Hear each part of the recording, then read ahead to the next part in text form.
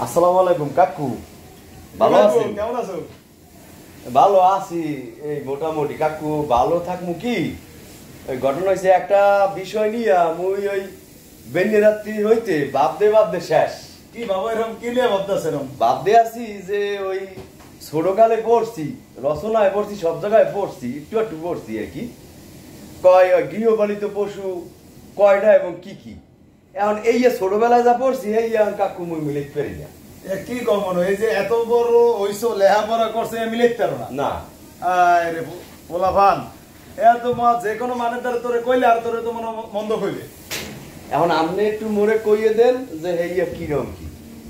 হাঁস, মুরগি, গরু, ছাগল, এগুলা এরকম মানে ৫-৬টা আছে, বুঝছো মনু? এইগুলো হচ্ছে গৃহপালিত পশু।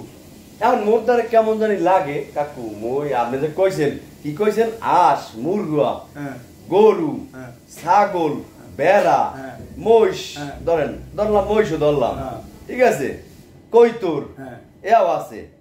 এখন মোর মনে প্রশ্ন জাগে, মুই যে ঘরে একজন পালি, এটাও কিন্তু একটা গৃহপালিত পশুর মধ্যে পড়ে কাকু, এটা কর কি?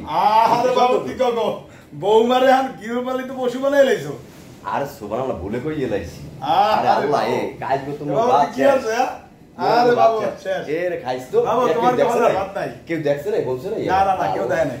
এই বাবু কেউ নাই বুঝছো? হ্যাঁ কেউ নাই।